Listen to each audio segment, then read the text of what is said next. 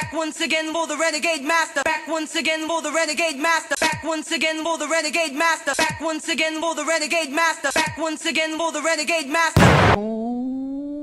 Hello my renegades and welcome back. And what we're getting into, we are into Love Island series 11. We are now on episode 29, and this is where we are going to be checking out the debris and the fallout from the bloody decisions that were made in the last episode on the recoupling.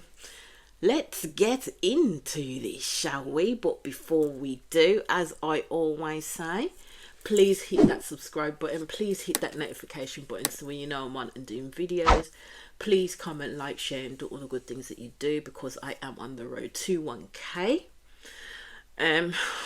What can I say? So basically it's getting up in the morning. Kieran is asking Ayo and Jessica how they are feeling. They said they're looking sweet, but they look like the two miserablest people in the Ross Villa. And out walks Mimi, because Mimi is single now. She says good morning to everybody. Nicole is giving Mimi a cuddle. And with this cuddle, because now they've got this new freaking sentence where it says, oh, do you want a cotch? And I was like, a cotch? So it's being spelled CWTCH. And I thought, what the hell is that? Because in Caribbean terms, Black Caribbean terms, when we mean cotch, we don't mean hug. Do you know what I mean? It means something completely different in our terms, and it's a word that's been around for many, many years. Because I've been hearing it as I've been growing up to the big person that I am now. Oh, should we go cotch? Do you want a cotch? Let's go. What? And do you want a cotch? As in a hug? Where did they get that from? It's kind of like they hear something or hear something being said in a certain community and think, I want to have that. This is how I'm going to use it in new generational slang, yeah? And I'm like, stop watering down the words, man. Start watering down the words and its meaning. Because the word cotch to me, I mean hug, okay? My God. So Matilda is basically saying that she feels conflicted about Sean. And I said, you should actually feel conflicted about this man, because he was in bed with Ruby and with Diamante at the end of the day. He was kissing up Diamante in that bed, and he was kissing up Diamante before they even got in the bed. Sean is being fully exposed. Fully exposed. I already knew there was something more to him than met the eye, because I'm thinking there's no way somebody can be that nice. I mean, it's his banter and his flirt style that actually, like, you know, made me think, yeah, there's something else going on with this guy, because he does the same flirt style with everybody, thinking the same thing is going to work so many times, and if it don't, he keeps on trying. He just comes on a little bit too hard. So basically Matilda is starting to see through that little sweet innocent boy routine that he gives, and I'm telling you, the Casa Amor thing made you see who the real Sean was, or parts of who the real Sean is at the end of the day. Uma is basically saying, finding out more about Will, especially when him and Sean called this situation a boys trip. Now, I don't know what in right frame of mind Will thought when he was doing his whole speech to Maya as to why he form this connection with Lucy, and then akinning the villa to a boys trip was a good idea, especially when you had the other girls who are friends with Uma, yeah, and you say that in front of them, like they ain't gonna go back and tell Uma. I thought, well, Will's not going to get any reprieve at all, and Uma is the type of girl where she don't play, she don't mince her words.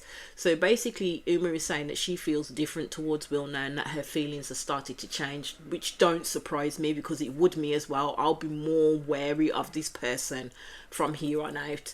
So Sean is basically saying that he has mixed emotions, and I was like, my guy, you messed things up. Like, you really fumbled, seriously fumbled. Matilda, as I said, with the situation with Diamante, I think she did just to save face. So Sean is now thinking that he needs to talk to Matilda before anybody else does, to basically let her know what went on between him and Diamante. And Will is basically saying that he wants to have that conversation with Uma as well. Ayo is still playing the victim up in here, and I'm like, at the end of the day, stand on your business, Ayo, because you brought that situation onto yourself. At the end of the day, you made a decision, yeah, So it's kind of like, leave Mimi out of it. You made a decision based on 3 days of being with someone to a month of being with someone. You based your decision, you're saying, on a connection that you had with Jessica within those 3 days, which would be akin to like, it's new, it's exciting, it may be lost. But hey ho, that didn't enter Ayo's mind. He did the same thing to Mimi as he did with Uma. So Mimi is not willing to do the back and forth with this guy. So he needs to stand on business. He made his decision. He needs to live with it. So Mimi basically says that she sees through Ayo. And basically Ayo can stay in his situation by himself. He don't need Mimi a part of that. You do see Mimi having this conversation with the girls, and this is the first time that I've actually seen Mimi like cry, like she proper cried, as in her soul cried. Yeah, and that's when you knew exactly how much hurt she was carrying around with her because of what Ayo did. And then the text came in. I was like, oh God, here it goes. So basically the text was, Uma and Matilda had been picked for a catch-up with Diamante and Lucy. The faces that Will and Sean made at that point was because they knew it was at this stage that they were fucked. They were absolutely fucked, because they sure as hell didn't tell Uma or Matilda the truth about the conversations that they were having with these girls and how they were moving in that villa. So both girls go have this talk. They have this talk with the girls. So Lucy is telling Uma that initially Will did not catch her eyes, but she does tell Uma that Will was saying, you are my usual type, which he goes for, which is the blonde-haired, blue-eyed, short, petite type. Lucy tells Uma in regards to the bed situation and how that came about, and it was actually Will asking Lucy to share his bed with him, which is what she did. Uma, you can see, is not happy with what she's hearing, but she will never be happy with what she's hearing at the end of the day, because the person that she's opened herself up to and took time to open herself up to has literally just fucked her over royally at the end of the day, the minute that her back was turned. So Uma is questioning everything about Will. So basically Lucy tells Uma about the fact that Will has said that he had more of a connection with Lucy than with Uma, and I told you, Will likes to fly under the radar, and now his bullshit is coming out to play. So Uma is starting to see the real side to who Will is, instead of the side that she had and perceived to be was her Will. So you see Matilda and Diamante having a chat, and Matilda, which I'm glad for, does apologise to Diamante for how she reacted to her when she came back to the villa. And so Diamante just literally goes into this soliloquy, like she just explains to Matilda, she paints the picture as to how things occurred and how it happened and the context of everything. So she was literally going on this big old storytelling bend with Matilda to make sure Matilda knew exactly how Sean was acting up in that place, because Sean was busy. Sean was busy in Casa, let's just put it that way. So Diamante says that Sean did mention Matilda, but it was rather dismissive in how he mentioned Matilda. So he wasn't thinking about Matilda at that stage, which is the truth. Both of these girls, Diamante and Lucy, are telling the truth to Uma and Matilda. And what they have to realise is that these two girls have nothing to lose. They were Casa girls at the end of the day in the villa. They're no longer there. They're not going to stay there. They were not picked. So it's not about them getting their own back on the lads. They're actually telling the truth as it is. So these two girls need to listen to what it is that they're saying. So Matilda basically believed that Sean was respectful as she was being in Casa Amor, but didn't realise that he wasn't, and she said that hurts. So Uma is feeling, as again, very mugged off by Will, as she had decided that she was not going to explore any connections in Casa, and she believed that Will was very much aware of that. He would have known that she was very much aware of that. So they're back in the villa, the lads are having this confab on how they will help Will do damage control, and I thought, it's too late for that, my guy. Like, guys, it's way too late for that, and you shouldn't be trying to bro it up and see how he can do damage control. What you should be telling him is, it would be best if you just told the truth.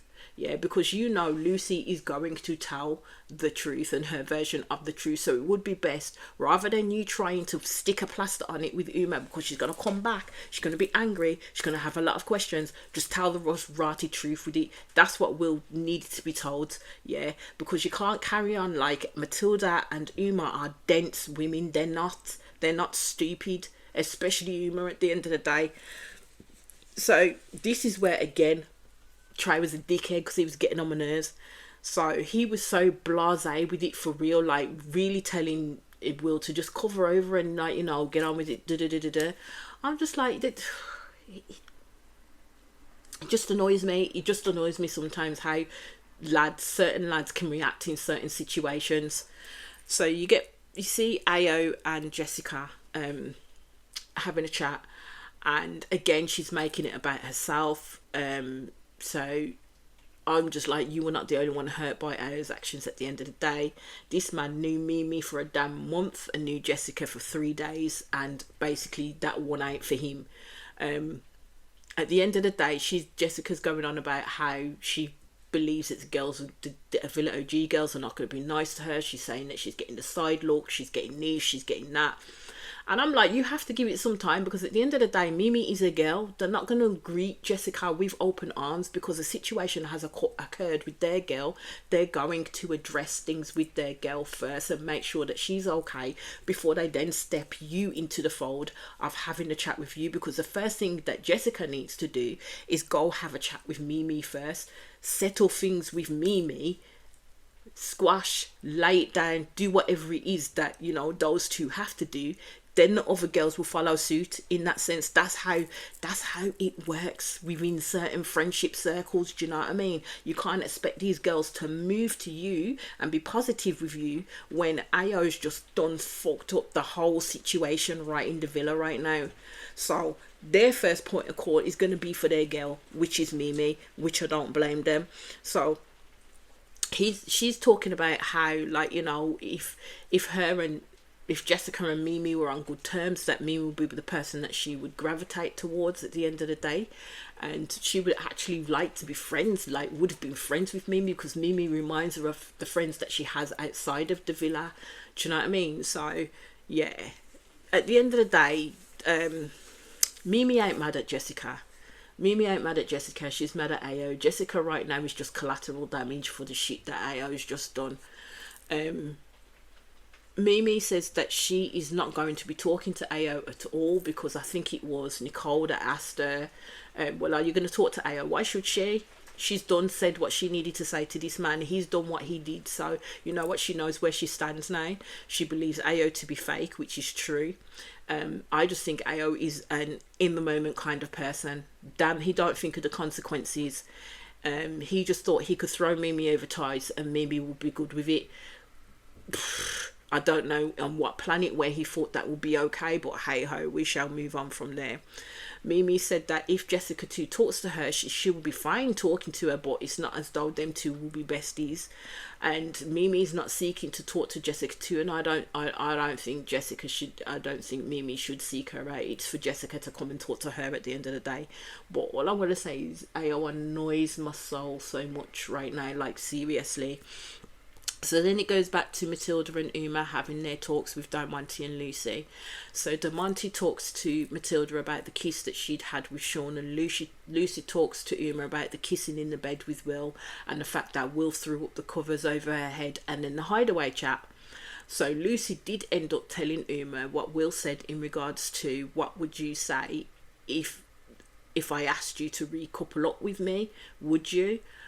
I thought, yeah, that's the final nail in your coffin, my friend, because Uma ain't going to take that line down. Uma is not going to take that line down. Also, Lucy was explaining to Uma, which correctly so, that it's when he was saying all of that, that she believed that, you know what, he's going to pick me. This is how it's going to be. So she was shocked that when Uma came in, that he actually did go for Uma. Lucy basically locked in with Will from that discussion, and Uma's just basically saying that it is a red flag for her now, and I'm like, yep, all is lost for Will. Like, seriously, all is lost for Will. So Diamante tells Matilda about the amount of kissing her and Sean did in bed. Like, this girl went into descriptive mode, like into absolute descriptive mode in regards to everything that went on. So I think Diamante was giving Matilda the wherefores like that, so it could not be disputed basically that she was not telling the truth. She was. They're not embellishing on nothing. All the girls, both Lucy and Diamante, are completely telling the truth as to how it happened, as to how we watched it. And as again, they've got nothing to lose in telling the truth. So Matilda is now questioning Sean and his intentions, and she sees Sean now as an arsehole and a prick. So we go back to the villa, and this is another bit that pissed me off, yeah, because I just felt that Ellie came in to literally punish Kieran for, I don't know whether he ghosted her, whether, you know, she really was interested in him, and it didn't go any further than how it went, in that sense that she wanted to punish him for some reason. But the fact that Ellie felt comfortable going to speak to Nicole to double check what Kieran had said about the DMs and X, Y, and Z and how they knew each other was a bit suspicious to me, very suspicious to me. It made no sense to me at all, because at the end of the day, I don't understand what Ellie was trying to gain from that conversation except to freaking feed into Nicole's insecurities. Because at the end of the day, the explanation that Kieran gave Nicole was absolutely fine. So when Ellie is sitting there saying, oh no, it was over months, it was over the key factor is, yeah, it was way before Love Island. It was when Kieran was single, so a lot younger than he is now, yeah?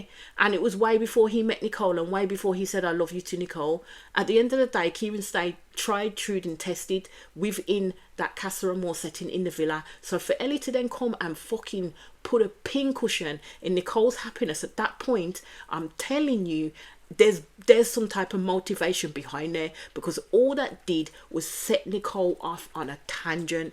To the point where Nicole grabs Kieran and starts having a go at Kieran, and I'm like, what is going on? I was like, what the fuck is going on here? Why? Ellie is annoying because my girl then just sat there, yeah, while she sees Nicole having a go at Kieran, because she knows Nicole's having a go at Kieran because she's just wound Nicole up now, yeah. I can't even blame Nicole for the reaction that she's having, but Nicole literally needs to do some critical thinking. She needs to stop being so freaking reactive when she hears something negative about Kieran at the end of the day, and actually think about it critically. Why is this, number one, why is this girl telling me this? Number two, this is way before me and Kieran knew each other. And number three, I'm going to trust the word that Kieran's giving to me. I ain't going to go back on that. If there's anything else that I need to discuss with Kieran, I'll go have that discussion with him. But you know what, I shall calm myself. I don't need to get het up. But no, Nicole can't do that. She can't do that. So Kieran is basically going off now, because it's like, what the fuck is going on here? So basically Kieran goes and grabs Ellie and says, fuck this shit, I'm going to grab this girl and say, what the fuck are you playing at now? So he goes off on Ellie because Ellie is a troublemaker. So, because not forgetting that when they did speak to each other in Casa Amor in the villa, Kieran did turn around and say, yeah, it was a couple of DMs between us, but nothing serious. And she agreed with him on that. So for her to go back and tell Nicole what she told Nicole is bullshit at the end of the day. So as I said, it appears to me that Ellie's trying to get back at Kieran for something. And because he can't remember a damn thing that happened between them two. And she got, and when he was saying, well, I can't remember that at the end of the day. And when she said that, she got so irate by those words, did Ellie. And she's saying, yeah, well, you can't even remember this. You can't remember when you met me in your club. You can't remember this. And I'm like, why are you getting angry at him for?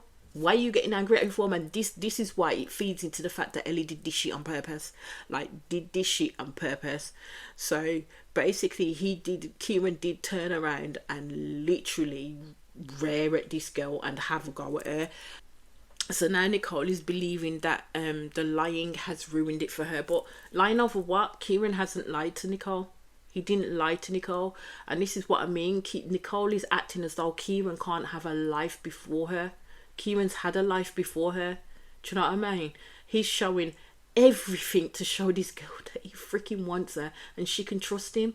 But she wants to take the negative over everything Kieran tells her, and it's not going to keep being able to be sustained, because Kieran's going to get fed the fuck up by this all the time, because he's going to think, hold on then, so every time we're on the outside and say an ex walks past or a friend comes in and says, hello, how you doing, da da da da da, are you literally going to want me to tell you everything that happened with that person? And if I don't tell you everything, you're going to go to that person, check with them. If it ain't to your liking, you're going to go off.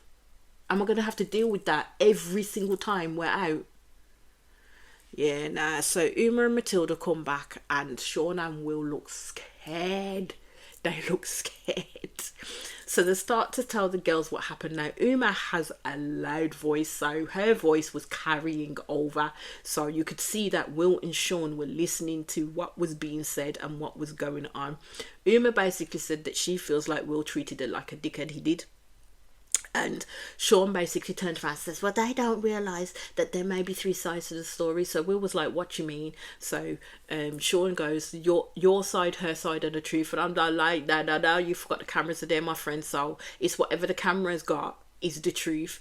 And these girls were telling the truth as to what had happened in Casa Amor, in the villa, with Will and with Sean. They cannot hide from that fact at the end of the day.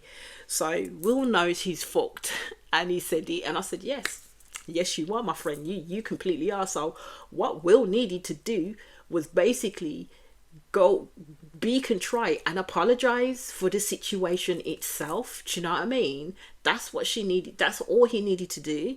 Matilda tells the girls and the lads over here what Uber says, like, who the hell gets into Casa and gets into a triangle?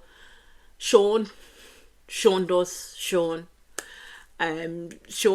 I swear, is a special brand of stupid, like, seriously. So he's sitting there and laughing. He found that hilarious, and I'm like, these girls can see you. So Matilda and Uma are there looking, thinking, what's so fucking funny? This shit ain't funny at the end of the day. I thought, oh, yeah, here it goes. So the night time comes, and at this point, I'ma have to say that Nicole is doing my head in again, because she is literally being so annoyed at Kieran, and she's not actually thinking, as I've already said, that this happened before her, and questioning why Ellie would say this shit to her now at the end of the day, or be checking in on, well, what did Kieran tell you? Why would she cause angst between them both? Bollocks. Absolute bollocks. So Jessica decides to take Mimi for a chat, and she's saying to Mimi, is there anything that she can do to make this situation easy? And I'm like, nah, there isn't, my love, like, seriously. So Jessica too said that she did say to Ayo asked Ayo why he didn't tell Mimi if he felt that something was missing between them. He didn't tell Mimi, he didn't speak about it with Mimi, because he was literally telling Mimi all the time that he was happy with her. Yeah, for right now, he was happy with her. Mimi said she was hurting from what he did. She basically did say to her that, you know what, she'd been crying that day, but you know what, move on as moves must. She's okay now. All I didn't like is Jessica was trying to make excuses for Ayo and his behaviour. There's no excuses for what he did to Mimi at the end of the day. Really none at the end of the day. And Jessica needs to watch how Ayo moves from here on out, because I'm telling you, Jessica's going to get hurt too. Because Ayo is literally one of these men who literally cannot be on his own and wants things that he can't have. He has to have somebody there. So Sean pulls Matilda for a chat, and here comes the full-on innocent act that Sean is pulling right now. Will made his way over to, you see Will making his way over to Uma, and basically saying, can we have a talk? So Uma says not right now, because right now Uma didn't want to talk to Will. So she decided to tell Will that she will chat to him in a bit. I don't think Will like that. And I don't think he knows the type of person that Uma is for real at the end of the day. So Mimi says, like, what does basically Ayo want from her? Because Ayo wants his cake and eat it too at the end of the day. He just wants Mimi in the background just in case it don't work out with Jessica, and that's not going to fly at the end of the day. So then we go to Matilda and Sean. Matilda, I don't think did that talk with Sean any justice. I don't think she put her point across since succinctly, especially in the shit that, you know, Diamante was telling her, because any other girl would have listed the shit that came out of that girl's mouth and say, respond. What can you say to this at the end of the day? Matilda just basically said to Sean that you ran with it and you didn't even think about my feelings at all. And Matilda told him that she felt that he mugged her off for real. And Sean said with his chest, you know, the girls were sticking it on him and he got lost in the moment. That just sounds like your proverbial freaking go-to when you've been caught out cheating. The girl was sticking it on me. It's the girl's fault. It's not my fault that I lost control. Do you know what I mean? They were pretty. They were there. I did it. I know I did it. I'm sorry. Yeah, that's not good enough at all. That is not good enough at all. All I'm saying is actions speak louder than words. Matilda is still angry with Sean and she's justified in that anger, to be fair. So Sean then decides to go have a conversation with Jess to speak about how he's feeling. Jess starts being sneaky, and I think Jess did this on purpose to get back at Matilda in regards to what happened in Casa Amor with Hugo and how upset and angry she was at Matilda for having those chats with Hugo. So Jess tells Sean about like Hugo and basically saying at the end of basically saying how Matilda was getting to know Hugo and da. And I'm like, at the end of the day, Matilda didn't go kiss up and share a bed all night with Hugo and tell him that he is her priority. So no, it's not even on the same par. It's like comparing apples and oranges, because right now Jess is trying to justify Sean's behaviour but also throw Matilda under the rasp bus. And you could tell that Jess knew she was doing something wrong, because I don't know if there was one of the girls walking past where they were sitting, the trellises where they were sitting, that she went really quiet and she started whispering because she didn't want no one to overhear what she was freaking doing. So in my books at that point, Jess was full on breaking girl code, like seriously breaking girl code. So, and then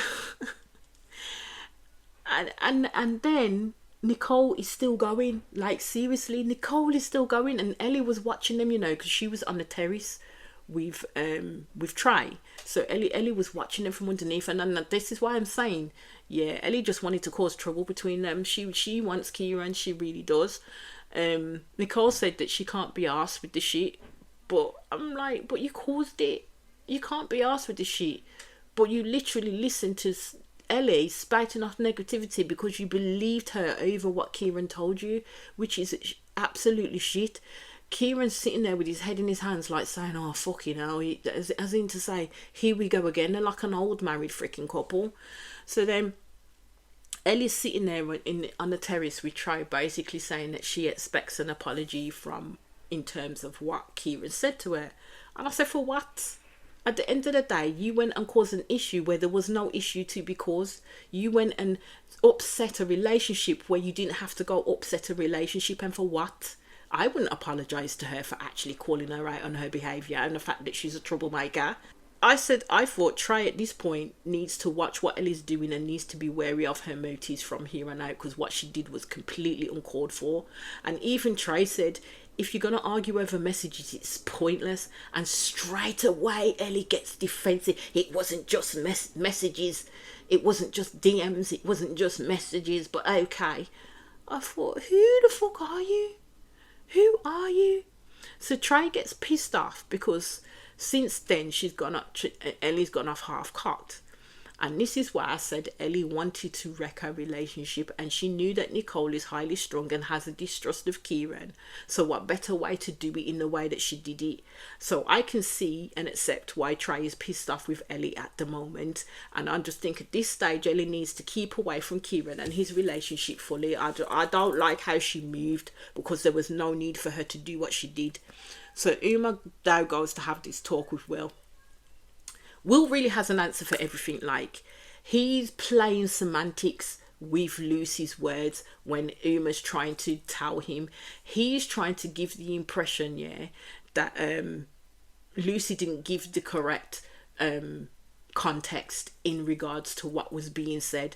And I thought he needs to stop trying to twist it up, yeah, and making Uma feel like she's the one in the wrong or twisted for believing what Lucy said to her. I don't like how Willie's behaving. Yes, he's being hella defensive, but he's also showing he don't give a fuck, and he's also showing that he's going to lay the blame squarely at Uma's feet for the situation that they find themselves in now. Because this man gets so blasé by saying, well, we're not boyfriend and girlfriend, and Uma says, I know we're not boyfriend and girlfriend, but the situation is you've hurt my feelings, and you need to be able to see that you've hurt my feelings, because my feelings are freaking valid at the end of the day. My man didn't give Uma no reassurances, invalidated her feelings all over the place, came off condescending and slightly gaslighting towards Uma. I was like, yeah, this tells Uma exactly what she needs to know about this man. And if I was Uma, I'd literally keep away from her. Keep away from Will, because he is literally showing his true colours. What he's doing and what he's saying right now is absolutely disgusting. Like, some of these guys up in here and some of the girls to a point up in here want to act like they're this genuine person, they're lovely, they're outgoing, until they can't hold that for long, until their true nature slips out. So basically, Uma was saying to him, so after the first night you asked her to sleep in a bed, Will's answer was she had to sleep somewhere. I was like, yeah, you know what, after that I would have been fuck this and left. I would have left. I thought, I can't talk to you like this. At the end of the day, you're not going to sit there and literally be condescending to my face like my feelings don't matter. At the end of the day, Uma should have turned around and said, I literally took time to open up to you and thought we were in a place where I was going to be true and open up to you, and all you've done is just taken that and throwing it right down at my feet and said, you know what, I don't want it. Well, you know what, stay that way. Yeah, when you are in a space to actually talk to me like an adult, then you can come and find me. But until then, me and you ain't talking. We ain't talking, my love. And I would have walked off. So Ao then decides to grab Mimi. Now my guy won't leave her alone. Now he won't leave her alone. Mimi said it's done, you know, that she ain't got nothing more to do with this man, but now he won't leave her alone, and she's dressed in this nice little pink outfit. So he said to Mimi, tell me how you are feeling. So Mimi basically told him that she'd cried it out and now she's good, so what else is there to say, to be fair? So Ao telling Mimi he didn't think there was anything wrong with their situation and that he was happy. And I'm like, well, that's not what you said to Jessica, my friend. So the lies are starting to come out again. So you see Jessica literally hawking their every move, because everywhere that Ao is, Jessica is. I've noticed this since he's picked her. Everywhere Ao is, Jessica is. So she saw when Ao went to go get Mimi and have a chat. So them two are there chatting, and it gets rather giggly and it gets rather flirty again. I'm like, Mimi, no. Not do that. Don't fall back into the pattern of this guy. So basically, Mimi tells Ao that he failed the test miserably at the end of the day. So if you want Jessica, go do what it is that you need to do, because Mimi is out, right? So you see Ao and Mimi get up, and he says, he says, can I give you a hug? He gives her a hug. Mimi gives him a no hand hug. So that kind of tells you right there, her body language is telling Ao, I'm really not happy with this. Yes, I'll placate you and validate your feelings for a hug, but I ain't hugging you back because I ain't open to that in the slightest. So then as she's walking off now, he turns around and he says, what, did you wear pink? Because I wore pink at the finger. And I thought, who the fuck are you flirting with, my guy? Like, seriously? So he then turns around. She walks off and she goes, I hate you, you know, but it's not like in the real sense of hate, because they're laughing, and the laughing is a little bit of a flirty laughy. I was like, oh my God. Ao still wants Mimi, and you can see it. You can completely see it. So you see it goes back to Ellie and Trey, and basically Ellie is saying she's not fighting over petty shit. And I thought, petty shit that you caused? You literally got cussed out by Kieran for the petty shit that you caused, my love. So she decides is that she's going to get up and walk out. And Trey's like, yeah, I can't be dealing with that at all. I thought, yeah, you made the wrong decision with Ellie, because literally Ellie just wanted in that villa to be able to be closer to Kieran. Let's just put it that way. So when I said that, I told you Jessica is everywhere where AO is. My girl went and sat outside the bathroom where it was AO in the bathroom, and it was Mimi in the bathroom. There was another guy in the bathroom, but I can't fucking remember. So AO is literally flirting bad with Mimi, and you can see it and you can hear it at the end of the day. And Jessica's sitting outside that room, and there's no way in hell that she can't hear the commotion and the chatting that's going on in that room. That she knows she can hear everything that's going on. And I'm like, my girl, you are going to get her. I don't think Mimi's going to have him back in any way, shape or form. I don't think Mimi's going to do that again. But Jessica's going to see now how AO works, yeah? Because now he's going after something that he realised he shouldn't have lost in the fucking first place, yeah, with his stupid decision making. Because Mimi's like, yeah, no, wash my hands off, Now he wants what he can't have, innit? So now it's coming to voting for the most compatible couple. What annoys me about this one, I'm glad Mimi's not in it, because she's single, she's exempt, thank you Lord for small graces.